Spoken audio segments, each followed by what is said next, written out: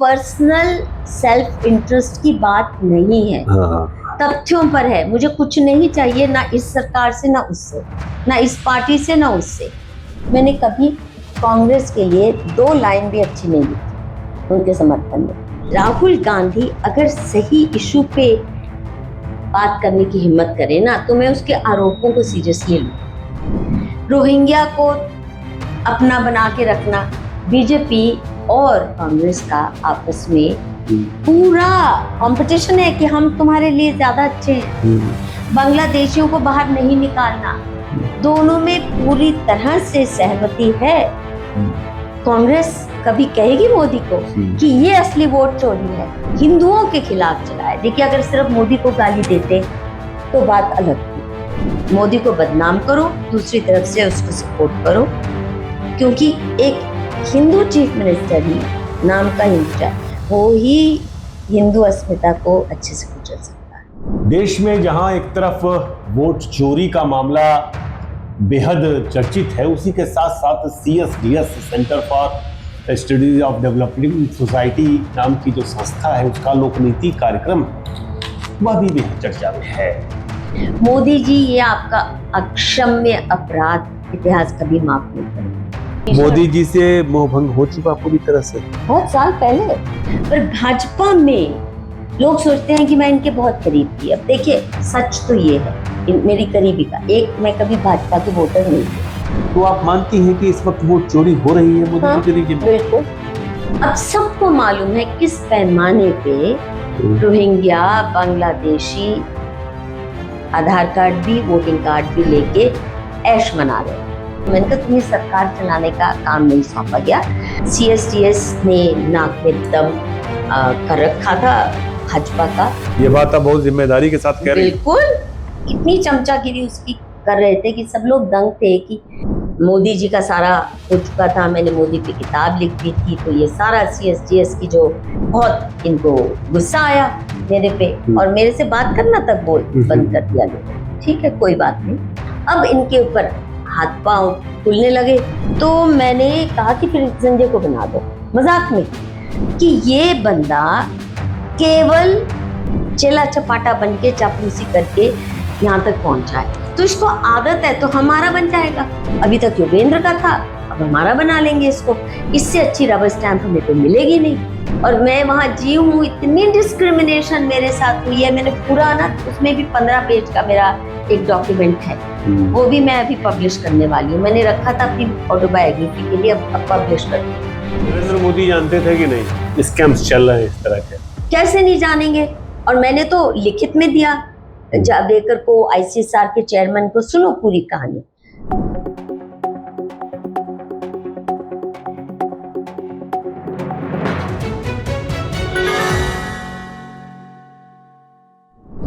अभी आपको पता हो कि जो संजय कुमार हैं, CSDS के प्रोफेसर संजय कुमार, उन्होंने महाराष्ट्र चुनाव को लेकर के 2 आंकड़े डाले थे, जिसकी बहुत चर्चा हुई थी कि वहां पर किस तरह से लोकसभा और विधानसभा चुनाव के बीच में वोटरों की संख्या 2 कंस्टिट्यूएंसी में 45% तक बढ़ गई।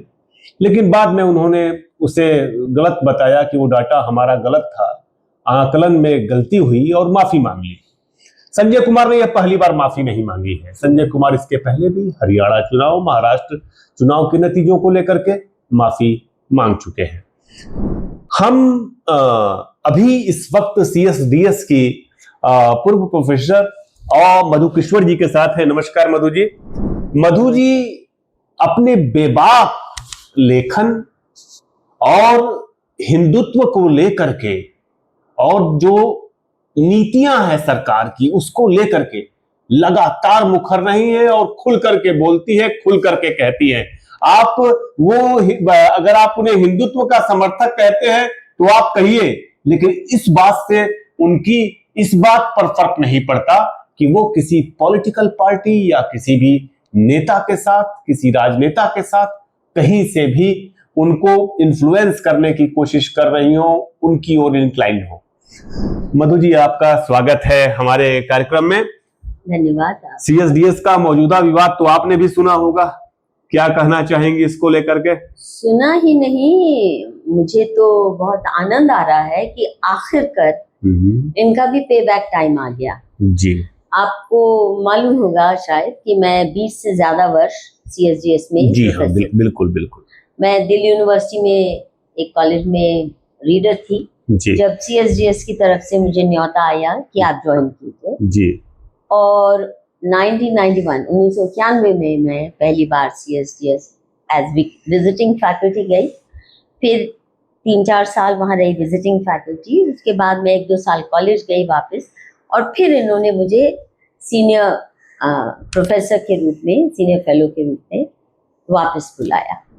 अब वो भी कहानी मज़ेदार है कि इनकी क्या मजबूरी रही होगी सीएसडीएस की, जो मुझ जैसे व्यक्ति को, जो निरंकुश है, देखिए मेरे पे आप लगाम नहीं लगा सकते। जैसे अधिक एकेडमिक संस्थाओं में बिल्कुल बिल्कुल लगाम वाले घोड़े चाहिए होते हैं, जिधर भगाए वो भाग जाएं। और क्योंकि मैंने कभी फॉरेन फंडेड स्कॉलरशिप नहीं की है, अक्सर हमारे एकेडेमिया में क्या माहौल बन चुका है कि जिस भी विषय पर फॉरेन फंडिंग आ रही है उस विषय चल पड़ो।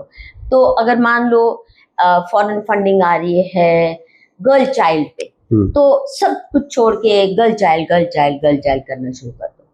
उसके बाद मान लीजिए हाउसिंग राइट्स पे आई, सब चीजें छोड़ दो, क्योंकि करोड़ों रुपया आ रहा है, मिल जाएगा, हाउसिंग राइट्स कर दो।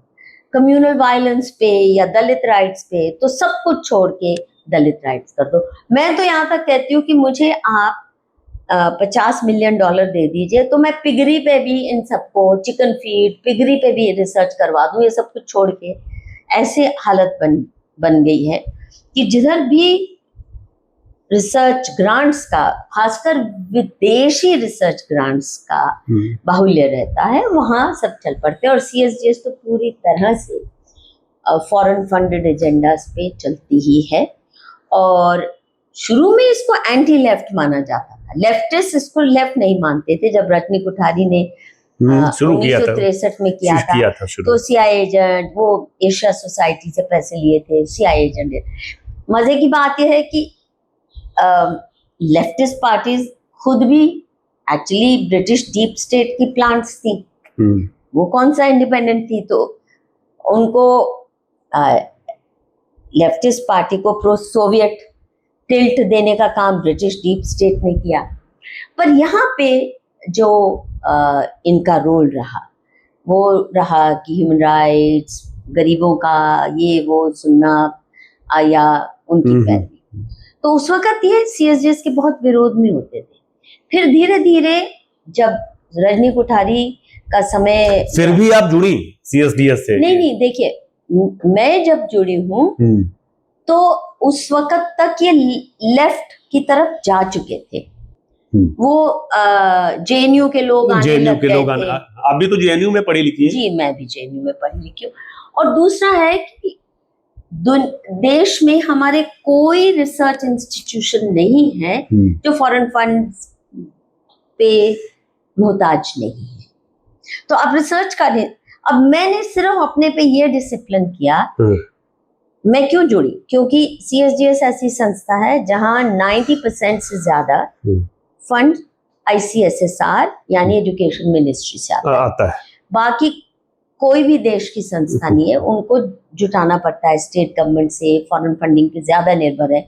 यहाँ कम से कम मुझे था मेरी सरकार से सैलरी आएगी, मेरी सैलरी तो कम से कम किसी फोर्ड फाउंडेशन से नहीं आएगी।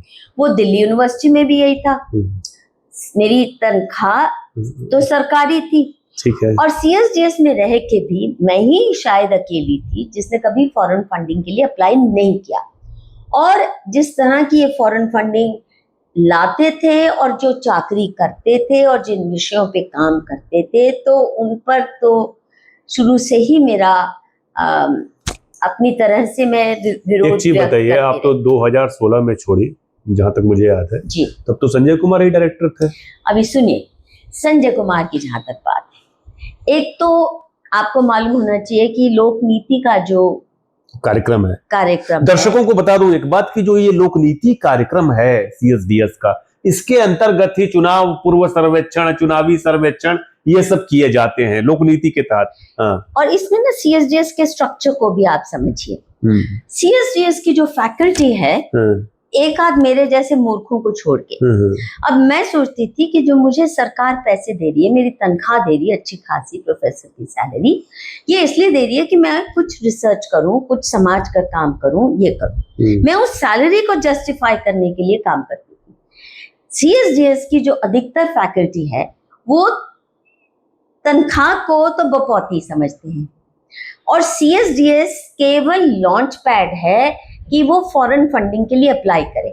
सीएसडीएस की कोई विरला ही होगा फैकल्टी मेंबर जो जब तक फॉरेन फंडिंग नहीं आती वो कोई काम करे, बैठे रहेंगे मस्ती से।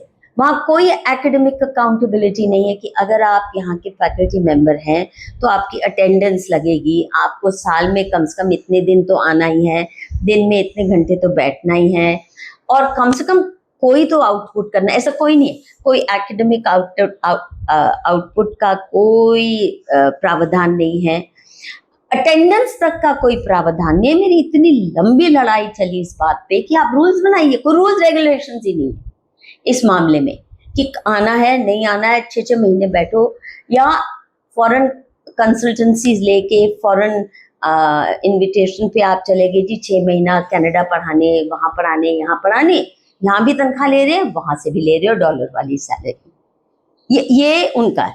दूसरा जो उनका स्ट्रक्चर है, और ये बड़ी लंबी लड़ाई है, मैं पब्लिश करने वाली हूँ क्योंकि 2016 में मैंने पूरी एक बड़ी सी याचिका एजुकेशन मिनिस्टर को भेजी थी। दर्शकों को एक जानकारी देना चाहूंगा, ये शायद आपको पता भी होगा, महात्मा गांधी फेलोशिप मिली थी ICSSR से मधु जी को, और दरअसल उसमें उन्होंने बाकायदे इजाजत दी थी ICSSR ने, लेकिन CSDS में जिसके डायरेक्टर संजय कुमार जी थे उस वक्त, उन्होंने उसमें रोड़ा लटका दिया और वो महात्मा गांधी फेलोशिप। अरे सुनो पूरी कहानी। CSDS के ही एक सीनियर फैकल्टी मेंबर ने, धीरूभाई शेठ ने, मुझे प्रपोज किया इस ICSR की नेशनल प्रोफेसरशिप के लिए जी।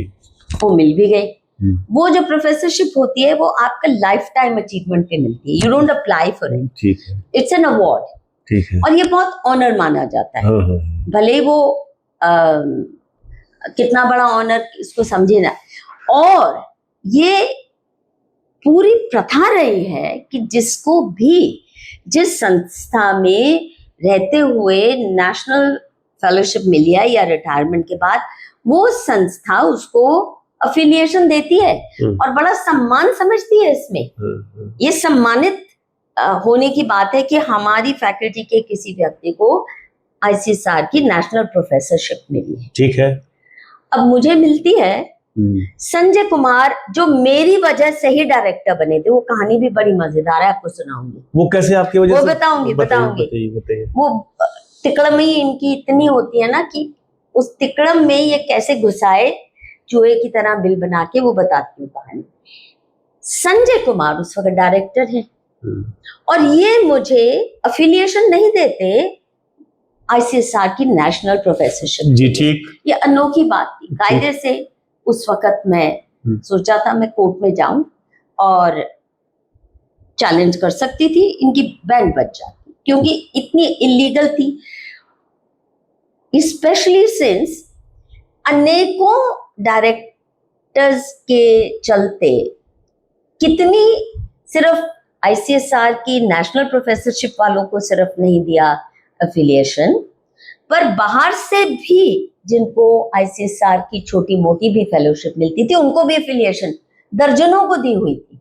अच्छा, दर्जनों को। अरे, और जितने इनके रिटायर हुए थे, आशीष नंदी, धीरूभाई शेठ, फलां ढिमका, वो भी किसी ना किसी बहाने से अफिलिएशन लेके वहां बैठे रहते थे। उनको कमरा मिलता था, उनको सारी सुख सुविधाएं मिलती थी रिटायरमेंट के दर्जनों साल तक भी। अब मैं तो कमरे की भी मोहताज नहीं थी, केवल अफिलिएशन चाहिए थी मुझे, और संजय कुमार ने मुझे नहीं दी। क्यों? क्योंकि देखिए संजय कुमार की फितरत क्या है। ये व्यक्ति, इसको बाय द वे CSDS की जो रूलिंग कोटरी है ना, वो कोटरी, वो पहले लेफ्टिस्ट मानी जाती थी, तो बिल्कुल अगर वोकिज्म की कोई संस्था गढ़ है, वोकिज्म का कोई गढ़ है, कोई संस्था, तो है CSDS। हर मामले में, ठीक है, हर मामले में वोक, केवल लेफ्टिस्ट नहीं है। और वो जो वोक कोटरी है, जो डोमिनेंट कोटरी है हर डिसीजन मेकिंग में, तो उन्होंने डायरेक्टर की पोस्ट को एक मायने में नपुंसक बना रखा है कि एक फैकल्टी स्टैंडिंग कमेटी होगी, वो जो कहेगी, और उसमें खुद भरे हुए हैं, वो जो कहेगी वो ही करना है। अब संजय जी ने, क्योंकि ये बहुत परेशान थे, मैं सवाल जवाब हमेशा करती थी इनकी हरकतों पे, लैक ऑफ अकाउंटेबिलिटी पे, इनके फाइनेंशियल स्कैम्स पे। फाइनेंशियल स्कैम कैसे? और बड़े, वो बताऊंगी बाद में, फिर कभी, अभी उसमें नहीं जाते। फाइनेंशियल स्कैम्स ऐसे थे, इनके प्रोविडेंट फंड तक में इतने घपले थे कि एक डायरेक्टर थे सुरेश शर्मा, जब वो डायरेक्टर बने तो वो कहे मेरी तो नींद हराम हो गई है, वो कोटरी का हिस्सा नहीं थे इतने, कि इनके फाइनेंशियल स्कैम्स जिस तरह से इन्होंने अकाउंट्स मेंटेन कर रखे हैं, प्रोविडेंट फंड तक इतने घपले हैं कि मुझे समझ नहीं आ रहा मैं इन पे लीपापोती क्यों करूं। अच्छा, तो अब ये, क्योंकि मैं सवाल उठाती रहती थी इनकी पॉलिटिक्स पे और इनकी हरकतों पे और लैक ऑफ अकाउंटेबिलिटी पे, जैसे सबसे ज्यादा प्रेशर मेरी तरफ से आया कि रूल्स होने चाहिए, सीनियरिटी लिस्ट होनी चाहिए, कानून कायदे होने चाहिए, अटेंडेंस लगनी चाहिए, यहाँ पे भी अटेंडेंस रजिस्टर होना चाहिए कि आप साल में कितने दिन आए, ये नहीं कि आप 6 महीने नहीं आ रहे, तनख्वाह लिए जा रहे। संजय कुमार पे आइए। अच्छा, अब संजय कुमार ने चिट्ठी लिखी कि ये डिसीजन तो फैकल्टी स्टैंडिंग कमेटी ले सकती है, मैं नहीं ले सकता, हालांकि लीगली टेक्निकली उसके पास पावर थी, and he denied me affiliation. ठीक, उस वक्त मैं कोर्ट में जाके इनको वो सबक सिखा सकती थी, पर मैंने सोचा कि सरकार इनके पीछे खड़ी, तो ये ना हो। ये सरकार इनके पीछे खड़ी है, वो बात नहीं मैम, ये इंपॉर्टेंट बात, संजय कुमार के पीछे सरकार, संजय कुमार ने CSDS से डरती, बहुत डरती रही सरकार, क्योंकि एक इनका क्लाउड बहुत है। CSDS ने नाक में दम कर रखा था भाजपा का, और उनके खिलाफ की मुहिम में, भले ही वो मुहिम रही हो मोदी को वीजा नहीं देना, US, वो नूरा कुश्ती थी भले, पर बहुत बदनाम किया हिंदुत्व के नाम पे, और जो anti Hindu intellectual academic wave चली है हिंदुस्तान में, उसका मुख्य गढ़ CSDS रहा है। पर ये बहुत डरते हैं बीजेपी वाले, एक्शन नहीं लेते। क्यों? वो उस पे बाद में आएंगे, पहले संजय कुमार कर लीजिए। अब संजय कुमार 1990s के दशक में, इनकी खुद की अपॉइंटमेंट इतनी इरेगुलर है, और अधिकतर अपॉइंटमेंट्स जो CSDS में होती हैं वो बिल्कुल नेपोटिज्म और कायदे कानूनों को ताक में रख के की जाती है, बहुत सी, सारी नेपोटिज्म है, भयंकर, और कैसी नेपोटिज्म है उसके तो मैं दर्जनों लिखित मैंने उदाहरण, मैंने जो 25-30 पेज की पिटिशन भेजी थी जावड़ेकर साहब को, और कहा था कि इन सब संस्थाओं का, विशेषकर CSDS का एकेडमिक और फाइनेंशियल ऑडिट कीजिए, देखिए ये मैं फैक्ट्स तुम्हें बता रही हूँ, और डॉक्यूमेंट्री एविडेंस के साथ बता रही हूँ, मैंने कुछ अपनी तरफ उन्हीं के डॉक्यूमेंट्स को लेके, उन्हीं के मिनट्स को लेके, मीटिंग्स को लेके मैंने जो रिकॉर्ड सारे इकट्ठे किए वो दिए, पर सरकार की हिम्मत नहीं हुई इनको टच करने की। अब संजय कुमार जी की अपॉइंटमेंट सुनिए। 1990s के दशक में जब मैं भी नई वहां पहुंची थी, तो योगेंद्र यादव उसी वक्त अपने उसी दशक में लोकनीति प्रोग्राम इस्टेब्लिश किया। ठीक है, और मुझे याद है पहली मीटिंग में मैं भी थी, और इलेक्शन स्टडीज कैसे होगी वगैरह वगैरह, तो उस सारी मीटिंग में सब लोगों को अपना पेश करना था कि आप क्या करेंगे, तो केवल मैंने इलेक्शन स्टडी की थी मेरठ की कंस्टिट्यूंसी, जहां 80s के दशक में बहुत दंगे होते थे, और कैसे इलेक्शन के वक्त कैसे वो पॉलिटिक्स बदलती थी, उस पर मेरा बहुत लंबा चौड़ा अध्ययन था। केवल मेरे पास था प्रेजेंटेशन करने को कोई ठोस। अब योगेंद्र यादव इतने थ्रेटन महसूस करते हैं ना, कोई अच्छा काम करे, उसके बाद उन्होंने मुझे लोकनीति की मीटिंग किसी में नहीं बुलाया। क्यों? क्योंकि मैंने अच्छी प्रेजेंटेशन की थी। खैर कोई बात नहीं। और योगेंद्र यादव भी, उनको भी ऐसे लोग चाहिए जो हाँ में हाँ मिलाएं, रबर स्टैम्प्स अपने लोक नीति के टीम में। इन्होंने संजय को एक छोटी सी post, few hundred rupees per month पे रिसर्च असिस्टेंट रखा। इनका काम था डेटा कलेक्शन। एक बिल्कुल साधारण सी सेकंड क्लास एमएड की डिग्री लेके आए थे ये, ठीक है। और कितना भी इनकी अहमियत होगी, आप सोच सकते हैं कि कुछ एक समय के लिए मुझे एक रिसर्च असिस्टेंट चाहिए था जब मैं दूरदर्शन के लिए कुछ काम कर रही थी। तो योगेंद्र यादव ने इनको लोन किया मुझे 500 रुपया, महज 500 रुपया महीना की पगार पे संजय ने मेरे लिए थोड़ा काम किया था। तो आप सोच सकते हैं क्या 500 रुपए महीना पे जी। तो इसका मतलब ये कब की बात है? 1990s के दशक की बात। ठीक है। इसका मतलब हमारे योगेंद्र यादव भी इनको कुछ एक सैकड़ों में ही देते होंगे, कोई बहुत ज्यादा नहीं। और मैंने नहीं बार्गेन किया, जो योगेंद्र ने मुझे कहा कि इनको दे देना, मैंने उतना दे दिया। हाँ। ये लाइब्रेरी में बैठ के कुछ न कुछ करते रहते थे। मेरे लिए भी थोड़ा सा काम किया इन्होंने। अभी क्या है कि लोक नीति को जैसे ही योगेंद्र यादव ने भारी मात्रा में फोर्ड फाउंडेशन, ही वॉस, यहाँ वहाँ भारी मात्रा में फंड्स लाने शुरू कर दिए। और ये एक अनोखा व्यक्ति है जिसने जॉर्ज सोरोस तक को वो किया। स्टेट ऑफ डेमोक्रेसी पे रिपोर्ट्स निकालते थे। तो उन्होंने एक बार अमर्त्य सेन को अपनी रिपोर्ट की इनॉग्रेशन के लिए बुलाया और मिन्नते तरले करके कि प्लीज सोरोस को भी ले आओ, वो तो डेमोक्रेसी का ठेकेदार है, जॉर्ज सोरोस है ना, जो माफिया डॉन है बिल्कुल, जो ग्लोबलिस्ट माफिया का सबसे रिजीम चेंज में उसका बहुत हाथ रहता है हर देश में। तो उनकी इतनी मिन्नतें तरले करके बुलाया, पर वो बिल्कुल भी उसने इंटरेस्ट नहीं लिया। पर इतनी चमचागिरी उसकी कर रहे थे कि सब लोग दंग थे कि तुम इतने बड़े अपने आप को एकेडमिक समझते हो और वो बंदा जरा भी इंटरेस्ट आप में नहीं ले रहा, उसकी चमचागिरी कर रहे हो। पर ये छोड़ते नहीं है चमचागिरी योगेंद्र यादव। खैर, इनको बहुत पैसा मिलने लग गया, फोर्ड फाउंडेशन की ग्रांट्स और इधर की ग्रांट्स और उधर की ग्रांट्स और फिर टीवी चैनल्स के साथ। अब क्या था कि इनको योगेंद्र यादव ऐसा बंदा चाहिए, इसको चाहिए था जो चुपचाप इनका काम संभाले और थ्रेट ये महसूस न करें, ये महसूस न करें कि ये टेक ओवर न कर ले या मुझसे कहीं ब्राइट कोई बात न कर ले। अब डेटा मैनिपुलेशन तो शुरू से ही होती थी, मैं तो वहां थी। तो इनके जो डेटा के लिए नौजवान आते थे, बीए के स्टूडेंट, एमए के स्टूडेंट, जिनको ये समर वेकेशन में या छोटे मोटे प्रोजेक्ट्स के लिए हायर करते थे।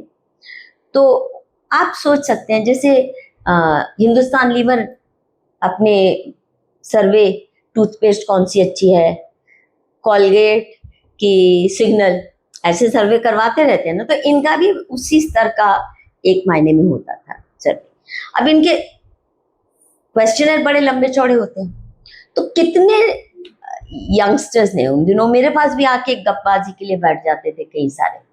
तो बोलते थे कि मैम इतना लंबा ये सर्वे का दे देते हैं, अब आप बताइए किसी के घर में हम नॉक करके कहें ये एक तो लोग क्यों अपने घर में बुलाएंगे, क्यों आपको सब कुछ बताना चाहेंगे।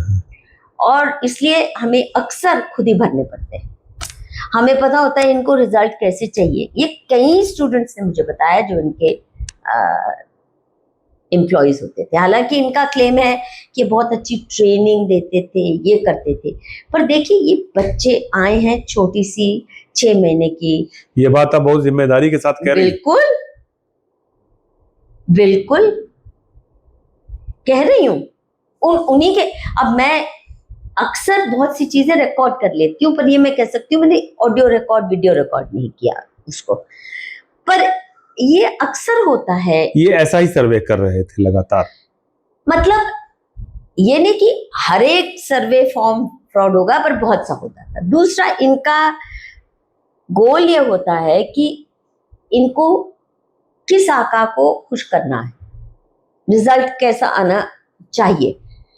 और क्योंकि ये भाजपा के तो खिलाफ रही हैं, अब जैसे उदाहरण के लिए जहां तक मुझे याद आ रहा है, मैं बहुत योगेंद्र यादव पर बरसी भी थी इस बात पे।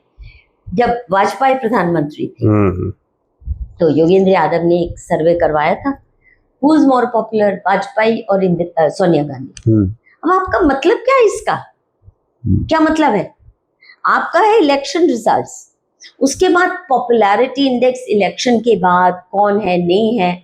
तो मैंने कहा तुम तो इस तरह एक दिन कौन सा साबुन ज्यादा पॉपुलर है वो भी करना शुरू कर दोगे, पैसे मिलते हैं। या सेक्स हैबिट्स ऑफ टीनेजर्स, ऐसी भी उल जलूल किस्म के सर्वे इन्होंने शुरू कर दिए थे, जो इनका काम नहीं, क्यों पैसे मिल रहे हैं।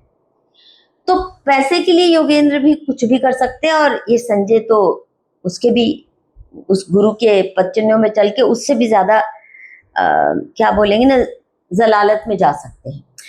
योगेंद्र की बात है कि कम से कम वो है तो इंटेलेक्चुअल, बहुत पढ़ा लिखा है, इनको डेटा क्रंचिंग के अलावा कुछ नहीं आता। आप किसी और सब्जेक्ट पे बात करके देखिए, बिल्कुल डम डूडू हो जाएंगे।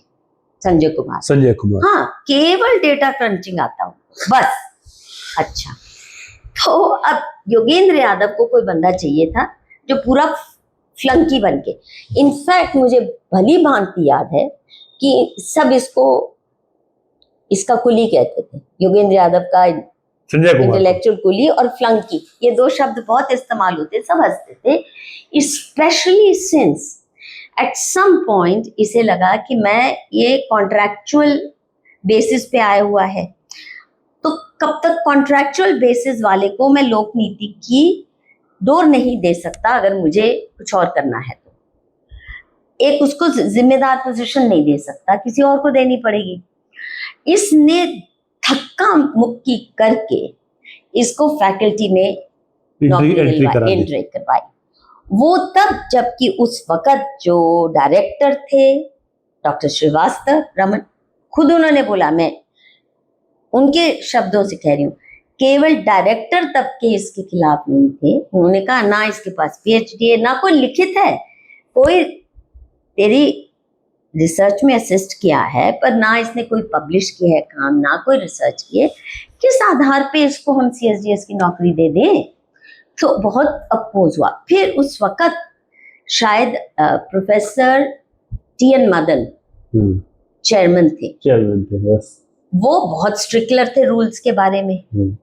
वो बिल्कुल नहीं इस फेवर में थे कि संजय को फैकल्टी पोजीशन दी जाए। इसने लिटरली, योगेंद्र यादव ने अपना स्वार्थ सेफगार्ड करते हुए इसको जबरदस्ती पेला, और क्योंकि ये बड़े बड़े फंड ला चुका था, करोड़ों रुपए आ रहे थे इसकी वजह से, टीवी चैनल्स पे इसका बहुत रुतबा था और लाखों करोड़ों रुपया कमा रहा था। CNN, IBN और राजदीप सरदेसाई और सागरिका के साथ इसका टाई अप था, और भी चैनल्स के साथ, तो खासकर राजदीप सागरिका के चैनल के साथ इसका बहुत फर्म टाई अप था। तो आप उनकी पॉलिटिक्स तो जानते ही हैं। तो इसने इसको नौकरी पे लगाया, यानी even his original appointment was irregular. अभी आप देखिए, ये बंदा आता है बिना कोई ट्रैक रिकॉर्ड लिए, और जो उसने छापा भी है वो केवल इलेक्शन सर्वे रिजल्ट्स को प्रेजेंट करने का। आप इसकी राइटिंग पढ़िए, सिर्फ डेटा प्रेजेंट कर रहा है, एनालिसिस के नाम पे। It is pathetic. जैसे रजनी कोठारी जब एनालाइज करते हैं इलेक्शन डेटा, या धीरूभाई शेठ करते हैं, तो एक डेप्थ होती थी। You may agree with them, not agree with them, पर यू कांट डिनाई कि उनको सब्जेक्ट की पकड़ थी, और उनका इलेक्शन रिजल्ट्स के एनालिसिस जो होते थे, इलेक्शन स्टडीज बढ़िया। इसका आप पढ़ के देखिए, आपको रोना आएगा। खैर, वो भी गई। अब 9 साल के अंदर इस बंदे को प्रोफेसर भी बना देता है, धक्के मार के वो योगेंद्र यादव बनवा देता है। फिर भी उस वक्त भी बहुत इसकी ऑपोजिशन रही, बोर्ड में भी, और मतलब क्या बोलते हैं, फैकल्टी के अंदर भी कोई खुश नहीं था। मैंने जैसे कहा ना, बाकी फैकल्टी के मेंबर अच्छा, ये बताइए, इसको फ्लंकी कहते थे। एक मिनट, एक बड़ी इंपॉर्टेंट बात इस वक्त बतानी जरूरी है। सीएसडीएस जब ओरिजिनल रजनी कोठारी का एरा खत्म हुआ, तो फिर ना बहुत जल्दी गृह युद्ध की परिस्थिति उत्पन्न होने लगी, ठीक है।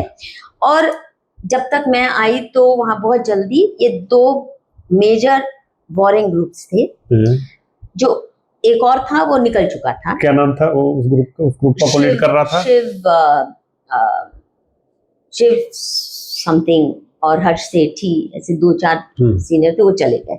इसको थप्पड़ मार के गए लिटरली योगेंद्र यादव को लाइब्रेरी में। वो इतना गृह युद्ध का माहौल था। पर उसके बाद ये जेएनयू की एक पूरी लॉबी आई जिन्होंने सराय प्रोग्राम किया, बहुत वोक लॉबी, अल्ट्रा लेफ्ट वोक, इनमें कई माओइस्ट बैकग्राउंड वाले थे, कुछ सीपीएम कार्ड होल्डिंग मेंबर थे, कुछ सो कॉल्ड लेफ्ट लिबरल थे, पर उनकी बहुत स्ट्रॉन्ग बॉन्डिंग थी और उन्होंने सराय नाम का प्रोग्राम सेटअप किया। बहुत मेजर फॉरेन फंडिंग आई उसको भी अलग से। सीएसडीएस का स्ट्रक्चर जैसे मैंने बोला है ना कि फैकल्टी वाले अपनी तनख्वाह को तो बपौती समझते हैं कि वो तो आनी है, हम कुछ उसके लिए करने की जरूरत नहीं है, क्योंकि आईसीएसआर मांगता भी नहीं है कि बताओ तुमने क्या क्या इस तनख्वाह के साथ। काम तब शुरू होता है जब अच्छा बुरा जैसा भी, जब कोई फॉरेन फंड आता है इस प्रोजेक्ट के लिए, तो उसकी जवाबदेही उनको देनी पड़ती है, अच्छी बुरी जैसे भी दे। तो फिर ये एक सराय प्रोग्राम है, एक लोक नीति, ये 2 दिग्गज कोटरीज बन गए। और सीएसडीएस में औकात उसी की है जो मोटा फंड लेके आए, अदरवाइज यू डोंट मैटर। आप भले ही कितना अच्छा काम कर लो, पर आपकी क्लाउड डिपेंड्स ऑन कितना पैसा ले। अब तो आईसीएसआर ने सवाल भी खड़े किए हैं संजय कुमार से। और अब सुनिए, अब डायरेक्टर कैसे बनते हैं। तो 9 साल में इन्हें प्रोफेसर बना दिया। ये 2014 की बात है कि तब तक ये मोदी जी का सारा हो चुका था, मैंने मोदी पे किताब लिख दी थी, तो ये सारा सीएसडीएस की जो लेफ्ट कोटरी थी, तो मेरे तो खून के प्यासे थे और ये तो नूरा कुश्ती चल रही थी। मोदी जी भी वैसे तो बहुत प्रिय हैं इंटरनेशनल लॉबीज के, वर्ल्ड इकोनॉमिक फोरम, ये भी वर्ल्ड इकोनॉमिक फोरम के चेले चपाटे हैं। ये भी चेले चपाटे हैं मोदी जी? चेले चपाटे नहीं है, देखिए, बल्कि इस पे मैंने बहुत लड़ाई की थी कि एकेडमिक इंस्टीट्यूशन होके आप वर्ल्ड इकोनॉमिक फोरम में जाके भारत सरकार के खिलाफ जिस तरह की रेजोल्यूशंस पास कर रहे हो, जब वाजपेयी खासकर जब प्रधानमंत्री थे, ये आपके अथॉरिटी में आता ही नहीं है। और डेमोन्स्ट्रेशंस कर रहे हो, और ये एजिटेशनल फोरम था और एंटी इंडिया बहुत स्टांस था, स्पेशली जब वाजपेयी या भाजपा की सरकार रही। तो मैं, हालांकि भाजपा की वोटर नहीं थी, ना मैं कांग्रेस की थी, मैं कोशिश की मैंने जिंदगी भर की इंडिपेंडेंट रहूं। तो मैंने इनका वर्ल्ड इकोनॉमिक फोरम में जिस तरह का पार्टिसिपेशन रहता था, जिस तरह की इनकी गतिविधियां रहती थी, और वहां की जो पैरेलल बनता था ना, वो जो एक तो वर्ल्ड इकोनॉमिक मेन और दूसरा पैरेलल, वो भी फोर्ड फाउंडेशन फंडेड होता था। Foreign agency opposition to World Economic Forum भी फंड करती थी। तो पैरेलल एक, इसको क्या बोलते थे, World Social Forum. World Social Forum. तो ये वर्ल्ड सोशल फोरम के चिट्टे बट्टे सारे थे, वहां जाके सारा भारत सरकार के खिलाफ जितना भी प्रोपेगेंडा, हिंदुत्व के खिलाफ, हिंदुओं के खिलाफ, हिंदू धर्म के खिलाफ, वो सारे उसमें शामिल रहते थे। और इसकी मेरी बहुत कट्टर लड़ाई इनके साथ हुई। इस वक्त तो ना तो भाजपा भी नहीं लड़ती थी इनके साथ, और अकेले करनी पड़ती थी, कौन इनके साथ पंगा लेने को तैयार था। खैर, अब क्या होता है कि 2014 की बात है, मैं तो मोदी के ऊपर किताब लिख के बिल्कुल पर्सोना नॉन ग्राटा बन गई हूँ। और पहले तो बहुत इनको गुस्सा आया मेरे पे, और मेरे से बात करना तक बंद कर दिया लोगों ने। ठीक है, कोई बात नहीं, कोई मोहताज नहीं थी मैं, और मैं वहां जी हूँ। इतनी डिस्क्रिमिनेशन मेरे साथ हुई है, मैंने पूरा ना, उसमें भी 15 पेज का मेरा एक डॉक्यूमेंट है, वो भी मैं अभी पब्लिश करने वाली हूँ। मैंने रखा था अपनी ऑटोबायोग्राफी के लिए, अब पब्लिश कर दूंगी। किस किस्म की डिस्क्रिमिनेशन मैंने झेली। I was the first woman who was inducted as a faculty member, उससे पहले मेल क्लब था। अब ये होता है कि डायरेक्टर किसको बनना है। I was the senior most, जब मेरे को एक के बाद एक बाईपास किया जाता है।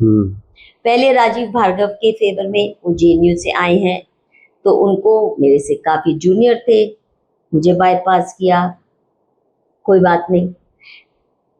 सच तो ये है कि मैं डायरेक्टरशिप में इंटरेस्टेड नहीं थी, क्योंकि वहां कितने फाइनेंशियल स्कैम हैं और कितने पॉलिटिकल स्कैम्स चल रहे हैं, वो मैं कवर अप नहीं करना चाहती थी, और डायरेक्टर को करना ही पड़ता है, क्योंकि इन्होंने वो जो फैकल्टी स्टैंडिंग कमेटी के माध्यम नरेंद्र से, मोदी जानते थे कि नहीं स्कैम्स चल रहे हैं इस तरह के?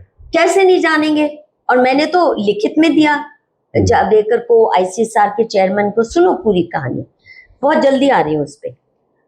तो मैं बनना नहीं चाहती थी, इसलिए मैंने कुछ कहा भी नहीं। तो राजीव भार्गव को बनाया, उसके बाद एक और कोई थे, उसको मेरे से जूनियर थे, उनको बनाया, फिर शैल मायाराम, अच्छा वो जो मायाराम थे उनकी ब्यूरोक्रेट, चिदम्बरम के सबसे करीबी ब्यूरोक्रेट की पत्नी, उनको बनाया, पर होम मिनिस्ट्री ने मना किया, क्योंकि she was not Indian citizen. Overseas card जो होता है ना, अमेरिकन पासपोर्ट था उनके पास, एंड कायदे से उनको प्रोफेसर भी नहीं बनाया जा सकता था, उनको भी बनाया। उनको जब डायरेक्टर बनाने की कोशिश की तो तहकीकात की गई और उन्होंने कहा शैल मायाराम नहीं बन सकती है, because she is not even Indian citizen. अब इनके ऊपर हाथ पांव फूलने लगे कि अब मेरी ये ना हो कि किसी ना किसी तरह से मधु को बनाना ही पड़ जाए। इनकी हालत बिगड़ी हुई, तो इन्होंने मेरे से फिर 10-11 साल जूनियर कोई आदित्य निगम, जो माओइस्ट रह चुके हैं, सीपीएम कार्ड होल्डिंग मेंबर रह चुके हैं, बहुत ही नास्टी, वो निवेदिता मैंने ना जेएनयू फेम वाली, उनके लिव इन पार्टनर, दोनों ही पैक ऑफ पॉइजन है ना, specially with regard to Hindu issues. ये हमारा देश और धर्म के दुश्मन एकेडमिक्स में उनका टॉप पे लिस्ट में डालूंगी। अब जब इन्होंने आदित्य निगम का डाला, प्रपोज किया कि इसको डायरेक्टर बनाना है, तो पहली बार I put my foot down. I said मैं जानना चाहती हूँ क्या क्राइटेरिया है डायरेक्टरशिप का, क्योंकि रूल्स कहते हैं सीनियर मोस्ट तो बाय रोटेशन जाना है। वो मैं कितनी बार सीनियर मोस्ट थी, आपने मुझे साइडलाइन किया, मैं चुप रही, कोई बात नहीं। अब आदित्य निगम तो नहीं बन सकता, क्योंकि जहर का पुलिंदा है, तो मैं नहीं इसको बनने दूंगी। आप मुझे क्राइटेरिया बताइए, क्या रूल्स हैं, क्या criteria. Can you imagine, they don't have any criteria, कोई रिटर्न है ही नहीं। वो फैकल्टी, अच्छा आईसीएसएसआर जो फंडिंग देती है कायदे से, उसके पास अथॉरिटी होती है कि नए फैकल्टी कौन बने, बताए किसको प्रमोशन मिले।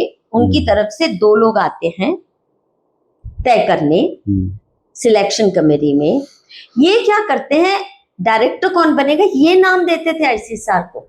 आईसीएसआर इनके दिए नाम पे रबर स्टैंप बनता है। योगेंद्र यादव देते थे?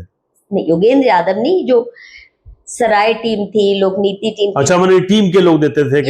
ये जो रूलिंग कोटरी जिनको, रूलिंग कोटरी, योगेंद्र यादव फिर चल दिए छोड़ के, क्योंकि इनका इतना टकराव हो गया कि योगेंद्र यादव का रहना मुश्किल हो गया। ठीक, योगेंद्र से बहुत चिढ़ करते, तो जो वो कोटरी सराय वाली, जिसके पास योगेंद्र से मैचिंग पैसे आते थे और उनका भी इंटरनेशनल उतना ही ज्यादा ही क्लाउड था, तो वो जो भी वैसे इनके रहे ना रूलिंग कोटरी, वो हमेशा तय करते थे गवर्नर ये गवर्निंग बोर्ड का चेयरमैन ये बनेगा, डायरेक्टर ये बनेगा। आईसीएसएसआर को केवल रबर स्टैंप की तरह इस्तेमाल किया और आईसीआर होती रही।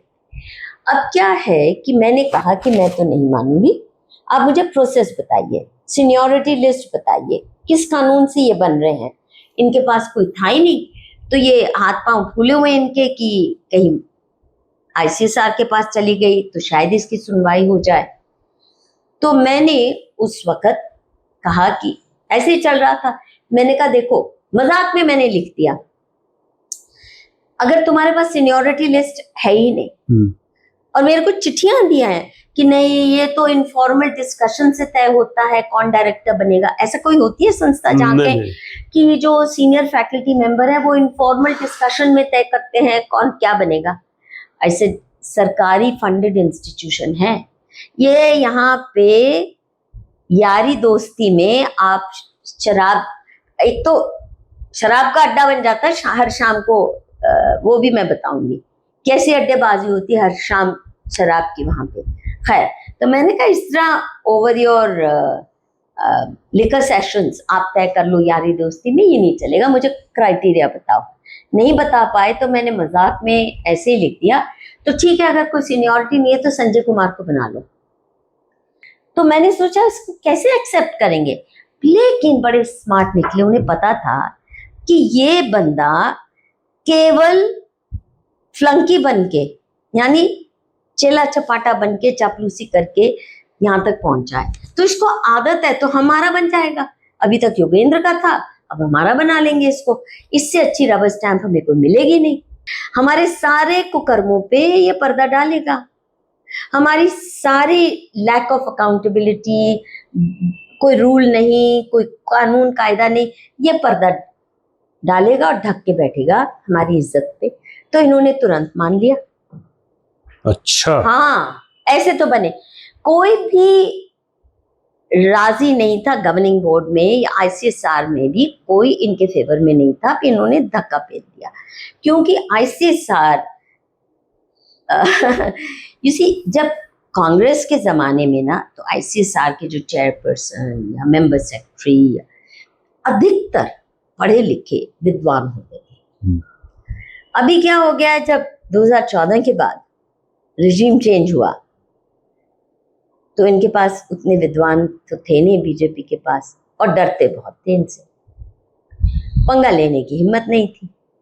अब इनके साथ अगर किसी ने थोड़ी बहुत टक्कर ली, वो मदन साहब ने, प्रोफेसर मदन ने, क्योंकि वो अच्छे खासे अपनी हैसियत रखते थे एकेडमिक जगत में, और यहाँ का जो लॉलेस रजीम था उसके बहुत खिलाफ थे कि कुछ तो कानून होने चाहिए। वो पूरी कॉरेस्पॉन्डेंस मैंने गवर्निंग बोर्ड के मिनट सारे साइट किए हैं, मैं अभी पब्लिश करूंगी। तो बड़ी कोशिश उन्होंने की कि रूल्स रेगुलेशंस बन जाए, नहीं बनने दिए। 11-12 साल तक वो प्रोसेस चला, नहीं बनने दिए इन्होंने, इतना क्लाउड है इनका।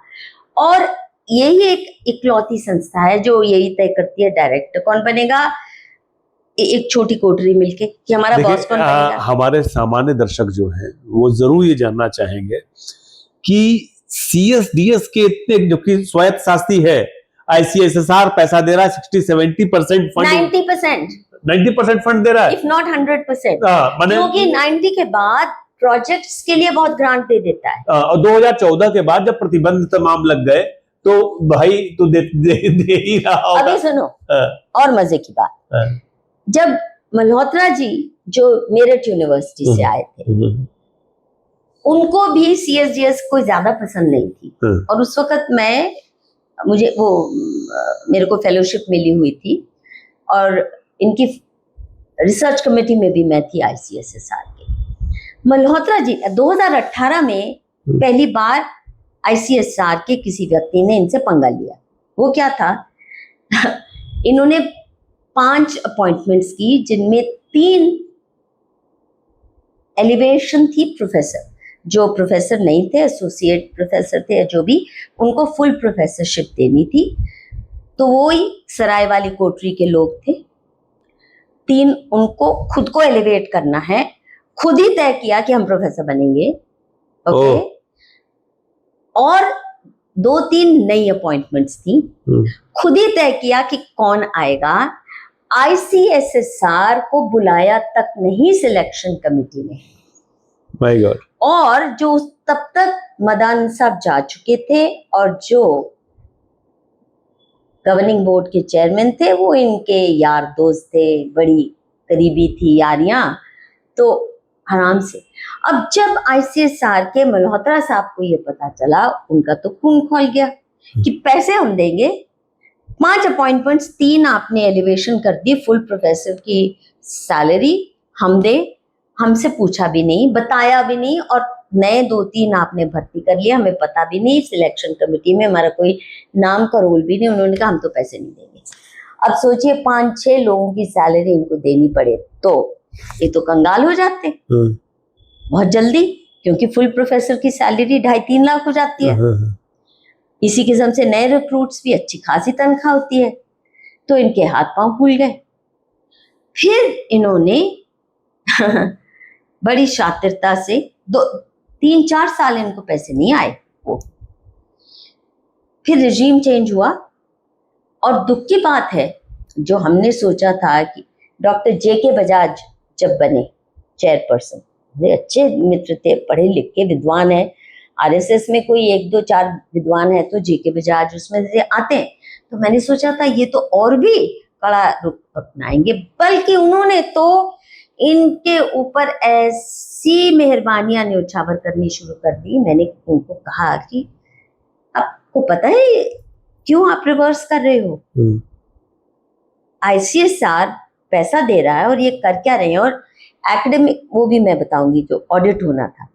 तो मुझे बोलते हैं, अच्छे पुराने मेरे दोस्त कहते हैं, तो क्या मधु, आप तुम चाहती हो ये ऐसी संस्थाएं बंद कर दे? ऐसे थोड़े सरकार चलती है।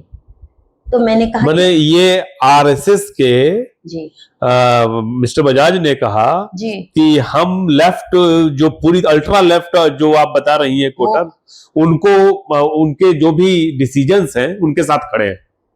अरे खड़े नहीं है, ऐसे थोड़े ना, इतनी प्रीमियर संस्था है, ऐसे थोड़े ना बंद होती, ऐसे थोड़े सरकारें चलती है। मैंने कहा तुम्हें सरकार चलाने का काम नहीं सौंपा गया, तुम्हें सौंपा गया है कि ICSR का पैसा ठीक से इस्तेमाल हो, और जो ICSR फंडेड इंस्टीट्यूशंस है तहजीब से काम करें।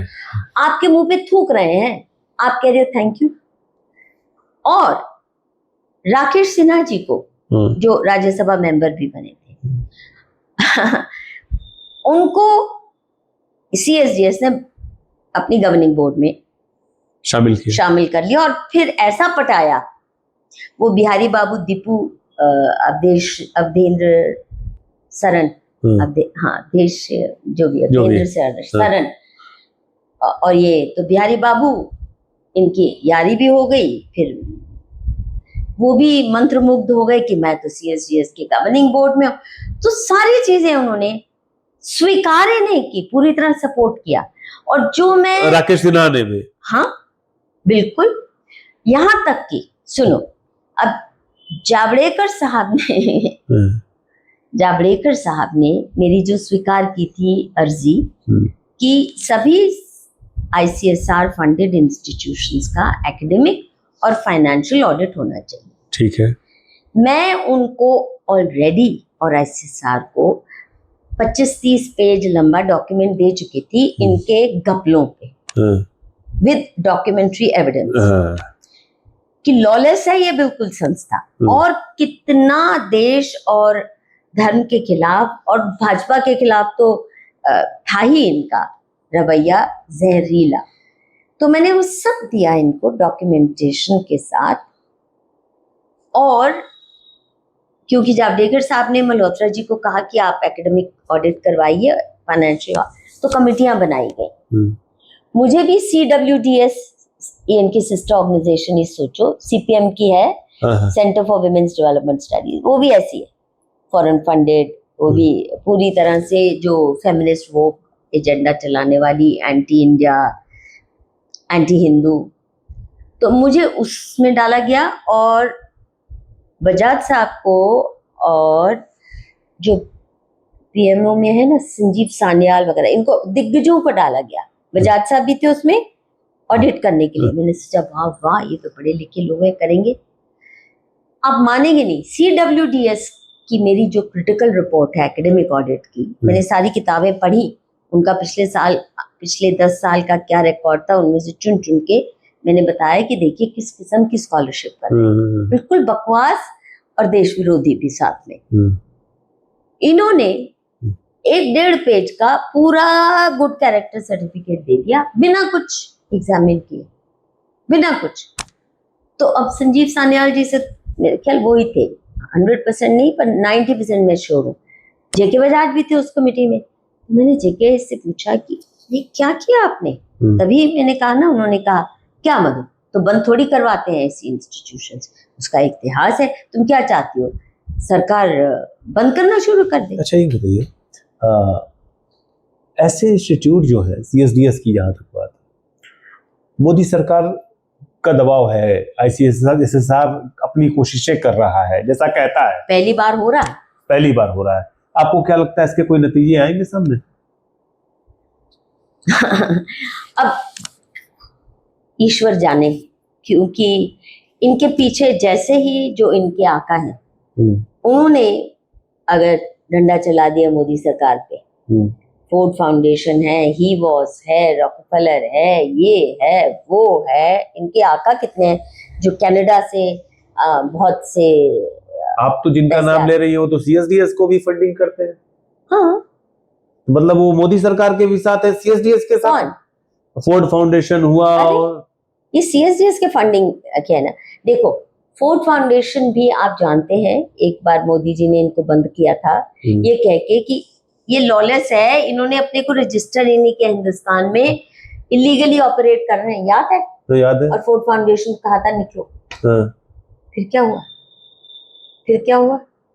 घुटने टेक दिए। अभी इनको जो पैसे मिल रहे हैं उन संस्थाओं से मिल रहे हैं, विदेशी संस्थाओं से, जिनका खुला एजेंडा ब्रेकअप इंडिया है। खुला है एजेंडा। एक बात आप खुल के बताइए, दर्शक भी सुनना चाहते हैं, मैं भी जानना चाहता हूँ। जिन आपने कहा कि ये पैसा उनसे ले रहे हैं जिनका एकमात्र एजेंडा ये है कि खुला एजेंडा भारत विभाजित हो, तो क्या मोदी जी उसके प्रेशर में है? नहीं, आप बताइए, मोदी जी क्या फोर्ड फाउंडेशन की खिलाफत में कुछ कर सकते हैं? नहीं। क्या मोदी जी जो ग्लोबलिस्ट क्लिक है ना, world Economic forum, Bill Gates वगैरह वगैरह, क्या उनके मुहताजी में नहीं है? क्या वहां पे अपनी अच्छी छवि नहीं देखना चाहते? क्या उनके लिए रास्ता बंद करना चाहते हैं भारत में? तो अगर हाँ, जब मोदी जी पावर में आए थे, मैं 21 प्रोमिनेंट लोगों के सिग्नेचर लेके एक पिटिशन लेके खुद गई थी मोदी जी के पास। देश भर से लोगों ने साइन किया था कि फॉरेन फंडिंग एनजीओस को बंद करो, बंद करो। क्योंकि इन्होंने, देखो, मानुषी की शुरुआत 1978-79 में हुई। एकमात्र भारत में ऐसी संस्था है, उसी वक्त में कितनी उम्र थी मैं, 20s में, बहुत as a young lecturer I started. पर मैंने पहले दिन से ही अनाउंस कर दिया, लिख दिया, हम फॉरेन फंडिंग नहीं लेंगे, हम सरकारी फंडिंग नहीं लेंगे। कहाँ से लेंगे ये नहीं पता था, और कॉर्पोरेट फंडिंग भी नहीं लेंगे। ये सेल्फ सपोर्टिंग होगी, रीडर सपोर्टेड मैगजीन होगी, जर्नल होगी तो चलेगी, नहीं तो बंद होने दो। और पहले दिन से, क्योंकि सारे जो एक्टिविस्ट बाद में निकले वो मानुषी के रीडर्स बहुत से थे जो बाद में एक्टिविस्ट बने, तो मैंने खुद उनका राइज और पतन देखा। जैसे जैसे फॉरेन फंडिंग लेते गए तो कैसे फॉरेन एजेंडाज में लिप्त होकर क्या क्या बकवासबाजी उन्होंने और गलत कानून थोपने शुरू कर दिए जिस तरह भारत पे। तो मैं तो अकेले उन सब कानूनों का लिखित में विरोध किया। मैं मिनिस्टरों तक एक चीज बताइए मधु जी, मैं अभी आपका ट्वीट देख रहा था पिछले कुछ दिनों का, आपने वोट चोरी को कहा कि निश्चित तौर पे मोदी जी के रिजीम में हो रही है रिगिंग, ये आपने लिखा है साफ साफ, लेकिन वोट डकैतियां लंबे समय से हो रही है। हाँ? ये बात आपने लिखी है कि तो आप मानती हैं कि इस वक्त वोट चोरी हो रही है मोदी जी के रिजीम में? बिल्कुल। किस पैमाने पर हो रही है और कितना हो रही है, और ऐसा कहने के पीछे आपका लॉजिक क्या है? देखिए, कई तो कानून ही इन्होंने बदल दिए ना, जैसे डेटा स्टोर किया जाता था, रखा जाता था, तुरंत आपको बता दिया जाता था, क्योंकि जब से इलेक्ट्रॉनिक वोटिंग हुई है तब से तो इंस्टेंटली आपको शाम को 5 बजे अगर वोटिंग खत्म हुई तो 6-7 बजे तक आपका डेटा रिलीज हो जाना चाहिए। ये मधु किशोर कर रही है। आप बताइए, है कि नहीं? बिल्कुल होता है। बिल्कुल नहीं होता, नहीं होता है, देर में हो रहा है। क्यों? और क्या सवाल है बताइए। क्यों? बिल्कुल। दूसरा, अब सबको मालूम है किस पैमाने पे रोहिंग्या, बांग्लादेशी आधार कार्ड भी, वोटिंग कार्ड भी लेके ऐश मना रहे हैं। मोदी सरकार को नहीं पता? उनको रोका क्या? ना, उनको घर दे रही है, तो ये बोगस वोटर, इससे ज्यादा बोगस कौन होगा? वोट चोरी और किसको कहेंगे कि हिंदू वोटर की वैल्यू कम करने का सबसे बड़ा हथियार है कि करोड़ों इलीगल बांग्लादेशी और रोहिंग्यास को, अफगानियों को, पाकिस्तानियों को, ये भी तो पाकिस्तानियों की कोई नाम नहीं लेता, पर कितने आ रहे हैं इलीगली, झूठी शादी ये वो करके, क्या नहीं करके, अफगानी भी आ गए। इन पे जो मेहरबानियां बरसाई जा रही हैं, इलीगल है ये, इनको लीगल घर देने के काम किसने किए? इनको वोटर आईडी कार्ड चैलेंज न करना का काम किसने किया? और तो छोड़ो, छोटी मोटी वोट चोरी तो बड़ी, असम में तो रोक लगा दी हिमांता ने। हिमांता कर रहा है ना, वो कांग्रेस का आया हुआ है, भाजपा का नहीं है, इंडिपेंडेंटली काम कर रहा है, उसकी ट्रेनिंग अलग है। ये बात, हिंदू रेफ्यूजी को आज भी आपने इतना नाटक, बड़ा नाटक किया जो कानून लाए एनआरसी का, उसमें सबसे बड़ी क्या बेईमानी थी कि 2014 तक जितने 35,000 के करीब आ चुके हैं उनको देंगे, उसके बाद को नहीं। पर वहां तो रोज प्रोसिक्यूशन हो रहा है। बांग्लादेश में क्या हाल हुई, किस तरह अभी हाल ही में, अब तो सोशल मीडिया बताता है, लोग नदी के पानी में आके खड़े होके गुहार दे रहे हैं, उनको वापस दिया, बीएसएफ को कहा गोली मार दो, इनको अंदर नहीं घुसने देना। लेकिन रोहिंग्या बांग्लादेशी रोज आ रहे हैं, खत्म नहीं हुए, नए आ रहे हैं, और बड़े फख्र से कहा जा रहा है इनको स्कॉलरशिप्स मिल रही हैं, इनको वजीफे मिल रहे हैं, इनको घर मिल रहे हैं, इनको, लेकिन फिर भी, 50 लेकिन एक चीज बताइए, जब अगर ऐसा है जैसा आप बता रही है कि नहीं? नहीं, एक सेकंड, हम नहीं, आप एक जवाब दीजिए खाली, एक जवाब दीजिए। अगर ऐसा है तो लगातार बीजेपी 3 बार सत्ता में आ गई, तमाम राज्यों में भाजपा की सरकार है, ये कैसे हो रहा है? देखिए, कौन सत्ता में आता है कौन नहीं आता, इस लहजे में अगर आप बात करें तो ममता दीदी भी आई है ना कितनी बार, तो वो सही हो गई क्या? वहां नहीं वोट चोरी हो रही क्या? वहां नहीं हिंदुओं को टेरराइज किया जाता क्या? वो घर से नहीं निकल सकते क्या? अगर वोट दे देते हैं, भाजपा के लिए काम करते हैं, तो क्या उनके घर नहीं जलाए जाते क्या? तो मोदी सरकार ने कोई स्टेप्स उठाए अपने ही कार्यकर्ताओं की सेफ्टी और सुरक्षा के लिए? क्या हाल हुआ है, लोगों को पेड़ों पे लटका दिया जा रहा, फांसी दी जा रही है, क्यों? क्योंकि उन्होंने वोट नहीं दी या भाजपा को सपोर्ट कर दिया। कितनी महिलाओं को रोज रात घरों से निकाल के गैंग रेप के लिए निकाला जाता है हिंदू परिवारों की। आपको क्या लगता है 2014, 19 और 24 में रिगिंग हुई? देखिए, मैं ऐसे लूज बात नहीं करना चाहती हूँ। 2014 की कहानी बिल्कुल अलग थी, वो एक वेव थी, मोदी वेव बनी। बिल्कुल, मैं इसीलिए आप कह रही है कि वो मोदी वेव बनी, इसमें कोई दो राय नहीं। और उस वेव में आप लोगों की भूमिका थी, एकदम सोशल मीडिया का और बहुत से लोगों का बहुत बड़ा योगदान था, जो मेन स्ट्रीम मीडिया से हटके जिन्होंने काम किया सोशल मीडिया के माध्यम से।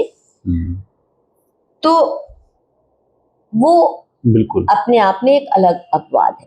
2019 तक आते आते बहुत सी बातें हो चुकी थी जिससे लोग काफी सकते में थे, ये कर क्या रहे हैं, डिमोनेटाइजेशन है, फ्ला है, ढिमका है, बहुत से गलत काम हो चुके थे तब तक। और एक तानाशाही माहौल ही नहीं, कथनी और करनी में बहुत फर्क था। पिंक रेवोल्यूशन के खिलाफ जाएंगे हम, गौहत्या बंद करेंगे, वो, और हो क्या रहा था उल्टा बिल्कुल। India became the most leading, second most leading exporter of beef. Cow slaughter के लिए आप कितने अरब देशों में जिंदा गाय भेज रहे थे ताकि ताजी वहां पे काट के उनको गोश्त मिल सके। तो ये ऐसी कई बातें हो रही थी ना, कितनी हरकतें ऐसी हुई। या जैसे जो कांग्रेस सरकार ने ब्लैक लिस्ट किए हुए थे खालिस्तानी, कनाडा के, इंग्लैंड के, उनको अंदर नहीं आने दिया जाएगा, उनके लिए रेड कार्पेट किसने खोला? मोदी जी ने ली। और भी छोड़ो, उनको यहाँ बुलाया गया शान शौकत से, और एसजीपीसी में अरुण जेटली जी के कहने पर संशोधन लाया गया जिसमें सहजधारी सिखों को बाहर निकाल दिया, वोटिंग राइट भी नहीं रहे। यानी आपने कट्टर खालिस्तानी जो पाकिस्तान के उठाए हुए पपेट्स हैं भारत को तोड़ने के लिए, उनको मजबूत करने के लिए सहजधारी सिखों को, जो कि एक मॉडरेट इन्फ्लुएंस के रूप में काम करते रहे हैं गुरुद्वारा पॉलिटिक्स में, उनको उखाड़ फेंका। उस वक्त का मेरा ट्वीट पता है क्या, आप देख लेना, ढूंढ लेना, मोदी जी ये आपका अक्षम्य अपराध इतिहास कभी माफ नहीं करेगा। कोई सुना नहीं उस वक्त इस बात को कि कर क्या रहे। मैंने कई ट्वीट किए, कई बार ये जगह बोली जहां भी वीडियो को इंटरव्यू हुई मेरी, ये बहुत बड़ा पाप था। ये ऐसे कई हैं। तो आप मुझे बताइए हम क्या समझे क्या ना समझे। और अगर मैंने सीएसडीएस के खिलाफ लीगल केस नहीं डाला, जो मैं डाल सकती थी, मुझे ये था ये मोदी सरकार मेरी ना ठुकाई कर दे। ये आपको ये लगा? बिल्कुल कि सीएसडीएस के खिलाफ लीगल केस डालेंगे तो आपके खिलाफ कार्रवाई कर दी जाएगी। वो उनके साथ खड़े हो जाएंगे तो मेरी ठुकाई अपने आप हो गई ना। उनके साथ खड़े हैं कि नहीं खड़े हैं? थे ना अभी तक अब खड़े हैं। अभी क्या हुआ है कि इनकी वोट चोरी पर उन्होंने एक बहुत लेजिटिमेसी का ठप्पा लगा दिया। अब सीएसडीएस कह दे मोदी सरकार वोट चोरी करती है तो उसकी इंटरनेशनल क्लाउट जो है वो बन जाती है। एकेडमिक डिस्कोर्स में आ गया, मीडिया डिस्कोर्स में आ गया, खासकर एकेडमिक डिस्कोर्स में। मीडिया तो फिर आज इधर है कल उधर चला जाएगा। एकेडमिक किताबें जब लिखी जाती हैं देन दे बिकम, जैसे रोमिला थापर ने जो कबाड़ लिख डाला हिंदुओं के खिलाफ, हिंदू संस्कृति और सभ्यता के खिलाफ, वो तो आज भी परोसा जा रहा है ना स्कूलों और कॉलेजेस में। आज भी अखबार का तो आप बदलवा सकते हैं लेकिन थोड़ा बहुत, लेकिन एकेडमिक तो नहीं बदलवा पाएंगे। नहीं बदलता। इन्होंने कोशिश भी नहीं की ना कोशिश। किताबें तो बदलवा रहे हैं एनसीईआरटी वगैरह। और याद है जावड़ेकर साहब ने क्या कहा था, my instructions have been not to disturb the existing system. मेरे शासनकाल में कॉमा फुल स्टॉप भी नहीं बदला गया करिकुलम में। ये जावड़ेकर साहब की स्टेटमेंट है। हालांकि उनका मंत्री कह रहा था, भले ही उनका मन होता, मतलब जिस ओपन माइंड से उन्होंने मुझे सुना और थोड़ा बहुत जो भी, लेकिन सरकार नहीं चाहती थी ना। तो यहाँ तो पीएमओ जो चाहता है वो होता है। ये पीएमओ कंट्रोल्ड सरकार है। पीएमओ कंट्रोल्ड सरकार टोटली पीएमओ कंट्रोल कहेंगे। और इसीलिए स्मृति ईरानी जैसे को पहले बनाया एजुकेशन में। क्यों बनाया स्मृति ईरानी को? रबर स्टैम्प चाहिए और बढ़िया लॉयल, पर्सनली लॉयल। अब वो लॉयल्टी भी खत्म हो गई। तो उस वक्त जब मैंने, अच्छा ये लॉयल्टी खत्म हो गई ना?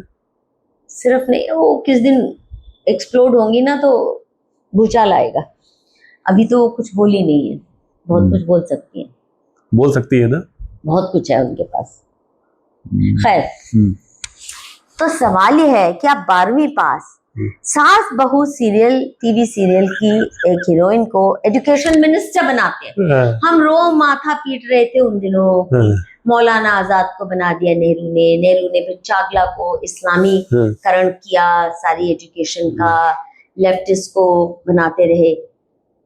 आपने अगर उसको काउंटर करना था तो कोई पढ़ी लिखी तो होनी चाहिए थी। अगर ये बात आपकी एक वक्त तो देखिए पूरा देश जानता है कि मधु किश्वर एक वक्त इस सरकार के बहुत नजदीक थी। तो आपने कभी नहीं, आप गलत समझते हैं। बिल्कुल, मैं किसी सरकार के नजदीक कभी होना चाहती ही नहीं हूँ, क्योंकि मेरे को बचपन से ही सरकारी तंत्र से नफरत है, चाहे कोई। दर्शकों को एक बात बताना बहुत जरूरी है, ये बहुत कम लोग जानते होंगे कि 1985 में बतौर पत्रकार जब चमेली देवी पुरस्कार प्राप्त हो चुका है मधु किश्वर जी को, तो पहले वो जर्नलिस्ट नहीं और अभी भी नहीं, पहले मैं, अब देखिए, मैंने ये अपने से शपथ ली थी कि मैं कलम आजाद रखने के लिए राइटिंग से कभी पैसा नहीं कमाऊंगी। मेरी रोजी रोटी बिल्कुल अलग रहेगी, इसलिए मैं लेक्चरर बनी। अच्छा। लेक्चरर बनने के बाद जब मैंने मानुषी की स्थापना की, तब भी मैंने 3 प्रण लिए। मानुषी न सरकारी फंडिंग लेगी, न विदेशी फंडिंग लेगी, न कॉर्पोरेट फंडिंग पे डिपेंड होगी। ये रीडर सपोर्टेड मैगजीन होगी, जर्नल होगी तो ठीक है, नहीं तो ना से जाने दो। और हमने बिना पैसा। तो दूसरा मेरा प्रण था कि मैं कभी मानुषी या समाज का काम करके 10 रुपए भी मेरी जेब में नहीं डालूंगी। मानुषी के साथ या सामाजिक कार्य के साथ मेरा रिश्ता केवल देने का होगा, और वो मेरी लेक्चरर की सैलरी या प्रोफेसर की सैलरी या मेरी किताबों से जो भी इनकम है वो सब दी मैंने कभी 10 रुपए भी बुक रॉयल्टी के नहीं रखे। फिल्मों से जो मेरे पैसे आए वो सब मानुषी को दिए, समाज के काम में लगाए। तो मैंने कभी इस पे नहीं लेना है पैसा। अच्छा, एक चीज सबसे तो मानुषी से 10 रुपया भी मैं नहीं लूंगी। एक चीज बताइए मुझे। दूसरा, मानुषी को के साथ देने का रिश्ता होगा, सामाजिक काम में देने का रिश्ता होगा, क्योंकि समाज का काम जिस तरह 19वीं शताब्दी के सुधारकों ने किया या शंकराचार्य जी ने किया, अपने बलबूते पर 19वीं शताब्दी के सारे समाज सुधारक अपने जेब से पैसा निकालते थे, अपने समाज से निकलवाते थे। बिल्कुल। पहले अपनी जेब से निकाला तो समाज ने दिया।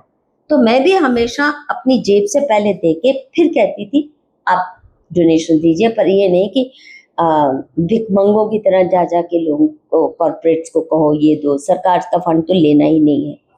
तो मैं किसी भी सरकार के करीब नहीं आना चाहती। हालांकि यूनिवर्सिटी में, क्योंकि जब मैं थी तो बहुत से मेरी आप तो मिरांडा कॉलेज की प्रेसिडेंट भी रही है, प्रेसिडेंट रही है जी। और फिर मैं जेएनयू में भी जब थी तो बहुत सी मेरी जनरेशन के लोग बड़े पोजीशंस ऑफ पावर में गए। कांग्रेस में अधिकतर ज्यादा गए, अच्छे मित्र भी रहे, उनके साथ मित्रता भले ही रही हो। मैंने कभी कांग्रेस के लिए 2 लाइन भी अच्छी नहीं लिखी उनके समर्थन में। नेहरू से लेकर अब मेरा क्रिटिक्स है एकेडमिक है। हिंदू कोड बिल पर, चाहे वो हिंदू कोड बिल के बारे में सबसे पहले क्रिटिकल राइटिंग है तो वो मधुकेश्वर की, वो भी 80 के दशक में की है। इसी किस्म से बहुत से और इश्यूज पे। अच्छा चलिए, कांग्रेस का विरोध तो समझ में आता है। नहीं, पर उन्होंने कभी इस तरह से जलालत नहीं की। जलालत नहीं की। अगर मैं किसी इशू को लेकर किसी कांग्रेस के नेता के पास गई हूँ, चाहे गंगा अभियान के दौरान, टेरी बांध को लेकर, या स्ट्रीट वेंडर्स, रिक्शा पुलर्स, ये कानून बदलवाने के लिए, उन्होंने बहुत इज्जत से बात सुनी और मानी। बहुत जद्दोजहद करनी पड़ी। इम्प्लीमेंटेशन तो खैर हमारी सरकार के बस का होता ही नहीं है। पर भाजपा में लोग सोचते हैं कि मैं इनके बहुत करीब थी। अब देखिए, सच तो ये है मेरी करीबी का। मैं कभी भाजपा की वोटर नहीं थी, कभी भी। हालांकि वाजपेयी साहब ऐसे बहुत से, जैसे डॉक्टर मनमोहन सिंह, मानुषी पढ़ते थे, बहुत सम्मान करते थे, वो उन्होंने ही खुद मुझे बताया। और वोटर नहीं थी, कभी भाजपा के दफ्तर में गई नहीं। आपने कभी देखा मुझे? नहीं, कभी नहीं किसी भाजपा की पार्टी में देखा? कभी नहीं देखा। केवल डॉक्टर हर्षवर्धन के घर, वो मैं उनको बहुत नेक मानती हूँ, बहुत सम्मान करती हूँ एट अ पर्सनल लेवल। वो घर में बुलाए हैं उनकी बेटे की शादी या किसी की, मैं चले जाती हूँ, बाकी कहीं नहीं आप देखेंगे। मोदी जी को भी मैंने, आप मानेंगे, आपने कभी मोदी और मेरी फोटो देखी है? नहीं देखी है। मैंने 16-17 घंटे की उनके साथ इंटरव्यू की। कभी किसी फ्रेम में मुझे मोदी के साथ बैठा देखा? नहीं, उससे ऐसे ही I am taking the shot, I am out of the frame. Modi ji को मैं मोदी मुस्लिम्स मीडिया अपनी किताब देने भी नहीं गई। आपने देखा कि मोदी जी को किताब दे रही हूँ और फोटो खिंचवाए? नहीं, मैं किताब तक देने नहीं गई कि ये ना सोचे कि मैं थैंक यू चाहती हूँ। उसके बाद कभी बीजेपी के दफ्तर में नहीं गई, ना मैं चाहती थी। चवन्नी वाली मेंबरशिप बीजेपी की नहीं ली। इनके फंक्शन से, विशेषकर जहाँ मोदी जी आ रहे हैं, मुझे याद है 2-4 बार भरत लाल जी, उनके जो बहुत करीबी ब्यूरोक्रेट थे, हमारी अच्छी मित्रता हो गई थी किसी जमाने में। तो उनके बच्चों की जब शादी वादी कुछ हुई, उन्होंने बुलाया, कई बार रिमाइंड दिलाया, मैं नहीं गई, मुझे पता था मोदी जी होंगे। कोई ये ना सोचे कि किसी तरह से मोदी जी की बस नमस्ते करने की इनको अपॉर्चुनिटी मिल जाए, मैं नहीं गई। तो मैं किसी भी सरकार के पास नहीं होना चाहती। और इससे पहले वाजपेयी जी के ज़माने में मुझे ऑफर आई थी सीवी इंफॉर्मेशन कमिश्नर, अपना सीवी भेजो। उनके एक करीबी ब्यूरोक्रेट अंशु जी, उन्होंने कहा, मैंने नहीं भेजा। मैं नहीं चाहती थी मैं सरकारी कोई जॉब लूँ जहाँ मैं किसी पार्टी का ठप्पा लग जाए या सरकारी ठप्पा लग जाए। यूनिवर्सिटी की जॉब एकेडमिक है, वहाँ इतना कंट्रोल नहीं होता। उससे पहले वीपी सिंह के ज़माने में मुझे विमेंस कमीशन की जॉब चेयरपर्सन की ऑफर हुई थी, मैंने नहीं ली। एक चीज बताइए मधु जी, आखिरी सवाल है ये। तो मोदी नहीं, आखिरी सवाल बाद में करना। बोलिए। मोदी जी पर किताब मैंने इसलिए नहीं लिखी कि मोदी जी के करीब मुझे जाना था। मैं 6 महीने तक पहले गुजरात घूमी हूँ। मेन मकसद मेरा ये था कि गुजरात के दंगों को लेकर 10 साल तक जो मेरे दोस्त थे, टीस्टा, सेटलवाड, फला, इंदिरा जयसिंह और हर्ष मंदर, ये सारे इनको मैं अच्छे से जानती हूँ। उन्होंने अर्ली इयर्स में मानुषी के सब बहुत एडमायरर रहे हैं और सब्सक्राइब करते थे और बहुत मानते थे। पर इन्होंने कितने झूठ और फरेब परोसे हैं ये मैं जान गई थी। फॉरेन फंडिंग कैसे लोगों को करप्ट करती है वो मैं देख रही थी। तो इन्होंने जब इतने साल तक मोदी के खिलाफ ही नहीं हिंदुओं के खिलाफ चलाया, देखिए अगर सिर्फ मोदी को गाली देते तो बात अलग थी।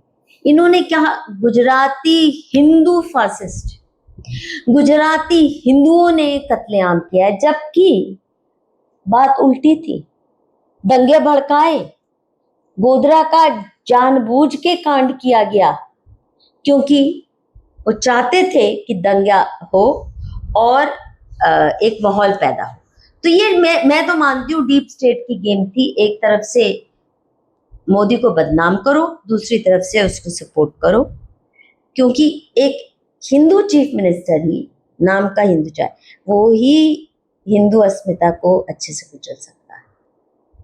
और इसीलिए मोदी को सफर सरीश वाला मर्द मुजाहिद बोलते हैं कि उन्होंने सब हिंदू नेताओं को पूरी तरह से कुचल दिया। वो तो खुलेआम कह चुके हैं, ये मेरी किताब में भी है कि इन्होंने आरएसएस के दफ्तर बंद करवा दिए, आरएसएस का जो ऑफिस था किसान आंदोलन वाला वो बंद करवा दिया, और करीब 50,000 हिंदू अरेस्ट हुए जेलों में, मासूम इंक्लूडेड, जिसमें माया कोडनानी है, झूठे आरोपों पे दंगे के। अब किताब मेरा माया कोडनानी पे एक केस स्टडी है, कैसे बिल्कुल निर्दोष लोगों को फंसवाया गया और मोदी सरकार ने पूरा सहयोग किया निर्दोष लोगों को फंसवाने में। वहां तो फांसी तक की नौबत आ गई थी। तो मोदी जी के लिए नहीं मैं कर रही थी। हिंदुओं पे जो तोहमत आ रही है, मार भी हम खाते हैं मुसलमानों से, पिटते भी हम हैं और फासिस्ट भी हम कहलाते हैं, और वो बेचारी हेल्पलेस माइनॉरिटी कुचली जा रही है, मारते भी हैं और हमें बदनाम भी करते हैं, हिंदू धर्म को भी, देश को। तो मैं धर्म और देश के लिए खड़ी हुई थी। उसमें मोदी जी का जब मैंने एग्जामिन किया रोल, तो स्पष्ट पाया कि तो गांधी जी मार्क टू है। इन्होंने तो गांधी जी की तरह मुसलमानों का बहुत सहयोग दिया, और तब तक मैं बाय द वे गांधीवादी चश्मे से बहुत चीजें देखती थी। गांधीवादी नहीं थी, पर गांधी लेकिन महात्मा गांधी फेलोशिप आपने ले ली, उसके लिए लड़ाई लड़ी। मौलाना आजाद है। मौलाना आजाद थी, हाँ, आईसीएसआर वाली। हाँ, वो कभी एक बोलते थे, कभी दूसरी बोलते थे। लेकिन जो नहीं, सुनिए तो सही, आईसीएसआर ने मुझसे कहा कि महात्मा गांधी फेलोशिप मिली। पहले महात्मा गांधी कही, फिर मौलाना आजाद कह दी। It doesn't matter. सिर्फ फेलोशिप किसके नाम की हो, सरकारी फंड है, मुझे नाम से क्या लेन देन। ठीक है, फिर how can I live like that? सही है। I can fight it but I can not. हवा भी इन्हीं की है, सरकार की है ना, तो मैं पानी भी ना पीऊं, सही है ना। तो सवाल यह है कि मैं मोदी के लिए नहीं उठ खड़ी हुई थी, मुझे था कि हिंदुओं को बदनाम किया जा रहा है, मेरे देश और धर्म को फासिस्ट करार दिया जा रहा है। और उस वक्त लगता था मोदी जी बिल्कुल निर्दोष हैं, क्योंकि इन्होंने जो मुसलमानों का सहयोग और साथ दिया वो तो जिन्ना ने भी कभी नहीं किया होगा वैसा, तो वो मेरी किताब में है। तो जो अब हिंदू कह रहे हैं ना कि ये तृप्तिकरण तुष्टिकरण करें, ये गुजरात में स्पष्ट दिख रहा था, वो मेरी किताब में है, मोदी मुस्लिम्स एंड मीडिया में। मोदी जी से मोहभंग हो चुका पूरी तरह से? बहुत साल पहले, आज नहीं।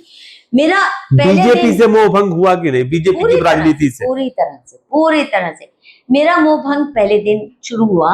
आज देखो, आज अगर मोदी जी फोन करें और पूछे कि मधु, पहले सुन लो, बहुत लोगों ने सोचा था इसने किताब लिखी है, अब तो मोदी जी पे मेहरबान, इतनी इसके ऊपर मेहरबानियां होंगी, तो CSDS के लोग भी मेरी चमचागिरी थोड़ी बहुत करनी शुरू हो गए थे कि अरे ये तो पावर में आ जाएगी तो क्या होगा हमारा।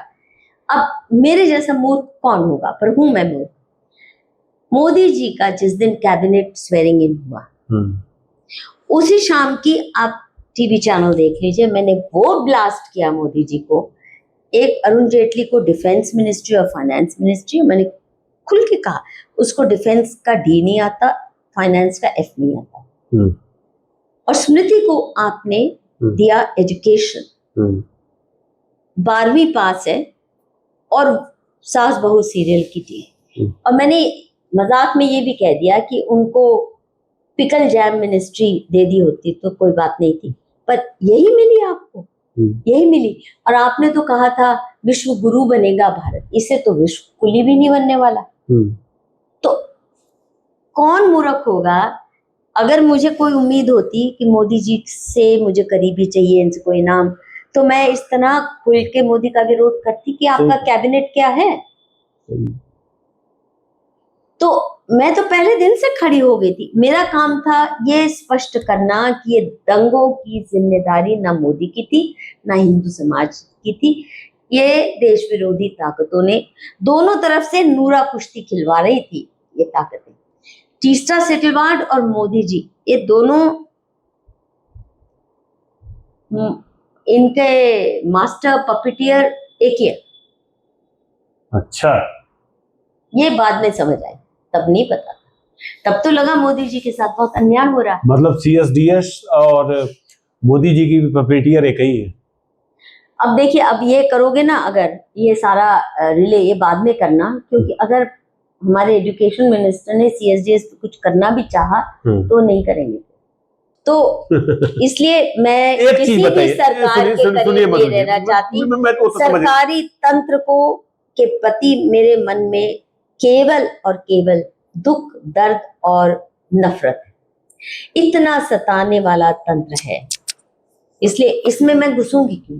लोग सोचते हैं मुझे को राज्यसभा सीट चाहिए थी, ये एजुकेशन मिनिस्टर बनना चाहिए, नहीं, मुझे नफरत होती है उन सरकारी। एक चीज बताइए, अब जो राहुल गांधी के आरोप हैं, ये आखिरी सवाल है मेरा, जो आरोप है वोट चोरी के, उससे आप कितना इत्तेफाक रखती हैं, कितना सहमत हैं? देखिए, राहुल गांधी अगर सही इशू पे बात करने की हिम्मत करे ना, तो मैं उसके आरोपों को सीरियसली लूं। इतनी जो गलतियां मोदी जी कर रहे हैं, देश का अहित कर रहे हैं, उन इश्यूज पे वो बात नहीं करता। जैसे इनका एजेंडा, अगर मान लो मुस्लिम तुष्टीकरण को लेके आपस में इनका कंपटीशन है, बीजेपी और कांग्रेस का, मुस्लिम वोट बैंक को खुश रखना, कोई है फर्क? रोहिंग्या को अपना बना के रखना, बीजेपी और कांग्रेस का आपस में पूरा कंपटीशन है कि हम तुम्हारे लिए ज्यादा अच्छे हैं। बांग्लादेशियों को बाहर नहीं निकालना, दोनों में पूरी तरह से सहमति है। कांग्रेस कभी कहेगी मोदी को कि ये असली वोट चोरी है? नहीं ना। तो ये वोट चोरी की मैं क्यों बात मान लूं? क्योंकि राहुल की कंस्टिट्यूएंसी में भी मुसलमानों ने खुल के वोट चोरी की है, वायनाड में। तो राहुल जी जब मोदी को क्रिटिसाइज करते हैं तो आप कभी नहीं देखोगे कि मधु किशोर उछलने लग जाए। आपका क्रिटिसिज्म अलग है, मेरा फैक्चुअल है, पर्सनल सेल्फ इंटरेस्ट की बात नहीं है। तथ्यों पर है। मुझे कुछ नहीं चाहिए, ना इस सरकार से, ना उससे, ना इस पार्टी से, ना उससे। तो दर्शकों, आपने देखा हमारे बीच मधु किश्वर जी कितनी बेबाकी के साथ, कितनी बहादुरी के साथ जवाब दे रही थी हमारे हर एक सवाल का। और उन्होंने सीएसडीएस पर अपनी सारी, जो कुछ भी इन्होंने अपने कार्यकाल में जो कुछ देखा उसको भी साझा किया। संजय कुमार जी के बारे में भी बहुत बेबाकी से बोली। साथ में जो मौजूदा राजनीतिक परिदृश्य है पूरे देश का, उस पर भी उन्होंने बात की। हम मधु जी से फिर मिलेंगे और फिर लंबी बात करेंगे। इस बार अगली बार जब मिलेंगे तो उनकी किताबों पर बात करेंगे। फिर मिलते हैं। नमस्कार।